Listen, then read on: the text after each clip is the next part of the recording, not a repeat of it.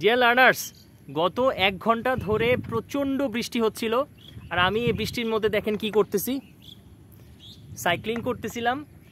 এই 1 ঘন্টা সাইক্লিং করছি, ভিজছি, তারপর পুকুরে নামছি, সাঁতার পারি না, শার্ট প্যান্ট ভিজে শরীরে থেকেই শুকাইছে, তারপরও সাইক্লিং করতেছি, খুব মজা লাগতেছে। আরেকটা বিষয় নিয়ে কথা বলার জন্য ক্যামেরা অন করছি। তো আমাকে অনেকে গ্রুপে বলছেন যে এসইওর জন্য টু ডু একটা লিস্ট যদি বানায় দিতাম খুব ভালো হইতো, এটা নিয়ে যদি আমি একটু আলোচনা করতাম তাহলে ভালো হইতো।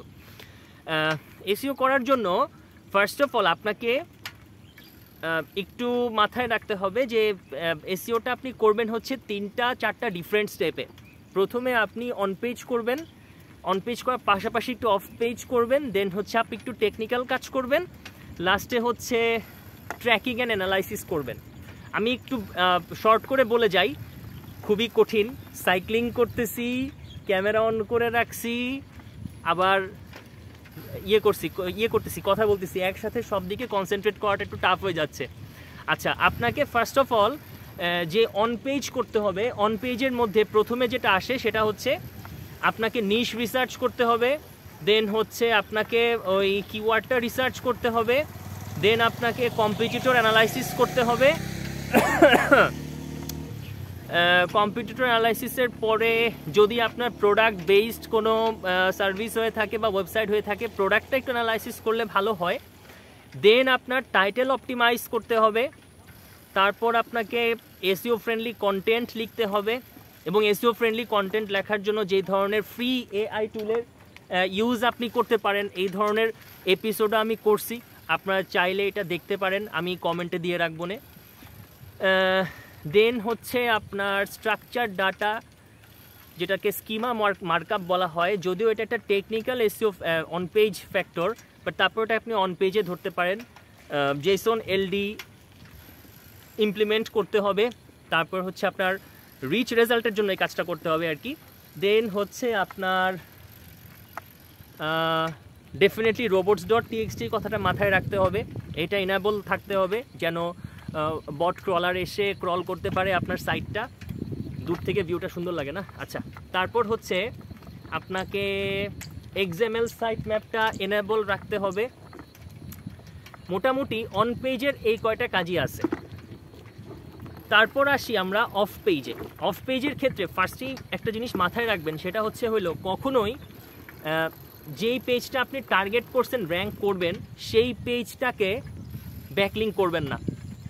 ব্লগ পোস্ট বানাবেন, ওই ব্লগ পোস্টে ব্লগ লিখবেন আপনার সিলেক্ট করা কিওয়ার্ড দিয়ে, ওই ব্লগ পেজের সাথে আপনার টার্গেট পেজ যেটা আপনি র্যাঙ্ক করতে চান ওইটার ইন্টারনাল লিঙ্কিং করবেন, এবং ব্লগ পেজটাকে আপনি ব্যাকলিঙ্ক করবেন। হ্যাঁ, এতে করে কি হবে জানেন, গুগল যদি আপনি অন্যান্য যে ওয়েবসাইটগুলোতে ব্যাকলিঙ্ক করে আসবেন, ওই ওয়েবসাইটগুলো কখনো যদি গুগলের কোয়ালিটি গাইডলাইন না মেনে কাজ করে এবং গুগল ওই ওয়েবসাইটগুলোকে পেনাল্টি দেয়, সর্বোচ্চ আপনার ব্লগ পোস্টগুলোর ক্ষতি হবে, আপনার টার্গেট পেজের কোনো ক্ষতি হবে না। এবং টার্গেট পেজের ক্ষতি যেন না হয় এই জন্যই কিন্তু এইভাবে ব্যাকলিঙ্ক করা। তারপর আপনাকে কনটেক্সচুয়াল লিঙ্ক বিল্ডিংয়ের জন্য বেশ কিছু কাজ করতে হবে, link building, outreach, guest posting, তারপর হচ্ছে এই ধরনের আরও অনেক কিছু করতে হবে। আসলে এই সাইক্লিং করতে করতে কনসেন্ট্রেট করে এত সব কিছু বলতে পারতেছি না, বাট আমি আপনাদেরকে একটা লিস্ট দিয়ে দিব নে। আর আমার তো এপিসোড আসি, আপনারা জানেন, ব্যাকলিঙ্কের এপিসোড, অফলাইনের এপিসোড আছে, এগুলো দেখেন। তারপর হচ্ছে আপনার টেকনিক্যাল কাজ কারবার আছে। টেকনিক্যাল কাজ কারবারের মধ্যে আপনার বলেই ফেলছি স্কিমা মার্কআপ, স্ট্রাকচার ডাটা, তারপর হচ্ছে আপনার AMP এক্সিলারেটেড মোবাইল পেজ, এই কাজটা করতে হবে। তারপর হচ্ছে আপনার আর কি আছে টেকনিক্যাল অ্যানালাইসিসের মধ্যে,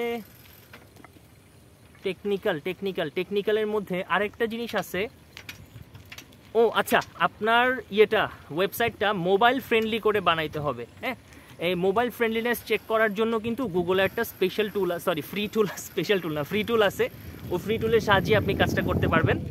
মোটামুটি এতটুকু করার পরে আপনার কাজ হবে হচ্ছে শুধু ব্যাকলিঙ্ক করা, আর হচ্ছে সোশ্যাল মিডিয়াতে আপনার সাইটটাকে একটু শেয়ার করা, যেন হচ্ছে ইয়েগুলো পান, আপনি অডিয়েন্সগুলো পান। এরপর আপনাকে গুগল সার্চ কনসোলের যে ইররগুলো আছে ওইগুলো ফিক্স করতে হবে। অ্যান্ড ফাইনালি অডিয়েন্স ট্র্যাকিংয়ের জন্য গুগল অ্যানালাইটিক্সটা আপনার ওয়েবসাইটের সাথে জুড়ে দিতে হবে। That's it. এতটুকু হলো আপনার পুরো এসইওর টু ডু লিস্টটা কিন্তু আমি আপনাদের সুবিধার জন্য দেই নাই। আমি একটু চেক করতে চাইলাম আমি একসাথে কয়টা কাজে কনসেন্ট্রেট করতে পারি। এক, আমি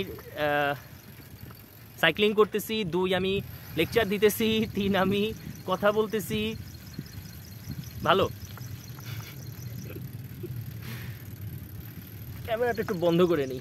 বাট আরবান সাইডে সাইক্লিং না করে যদি কান্ট্রি সাইডে সাইক্লিং করার সুযোগ থাকে খুবই এনজয়েবল। তো আপনাদের যাদের অপরচুনিটি আছে আপনারা চেষ্টা করেন কান্ট্রি সাইডে সাইক্লিং করার জন্য।